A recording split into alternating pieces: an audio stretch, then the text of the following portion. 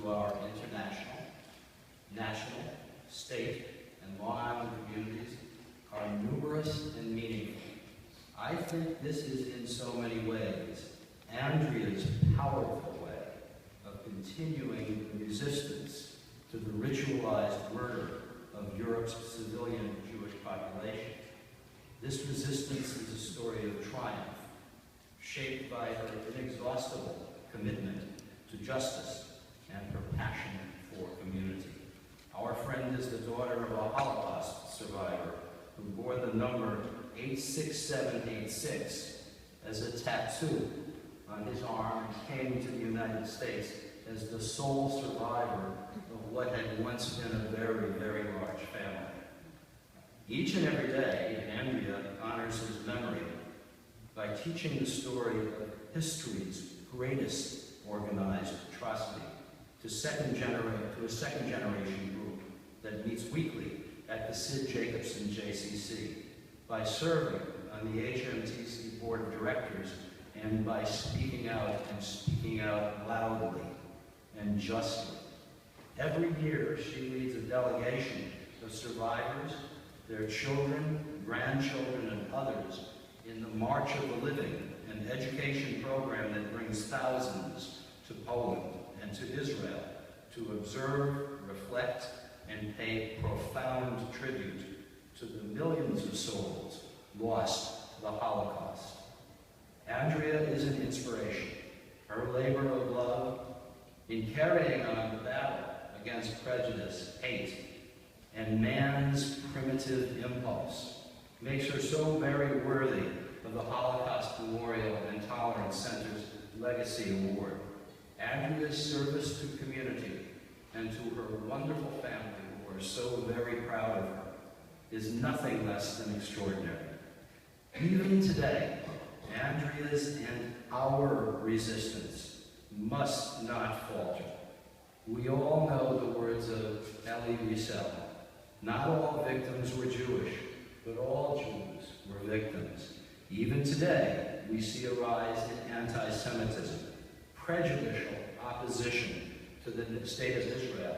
No other of the family of nations is so despised. And we see as well an environment in which people dare to deny that millions were slaughtered. Andrea is the first to say that not only is our work for all humanity not done, that work is just beginning. And that is why we gather here this evening, to recognize the uniquely essential work of the Holocaust Memorial and Tolerance Center in fighting to protect the dignity and the safety of each individual.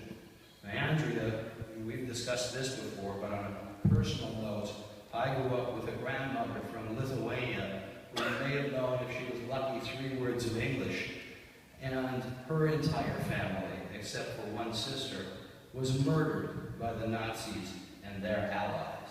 In truth, one of her brothers had been murdered as a youngster in an anti-Semitic incident, as I was told by my grandmother. And I remember that she had, I will never forget, that she had a collection of letters from her family in Europe. They were written in Yiddish with Hebrew characters, each in a flimsy onion skin envelope with an ugly Soviet stamp. Those letters stopped. They ended when the Nazis invaded.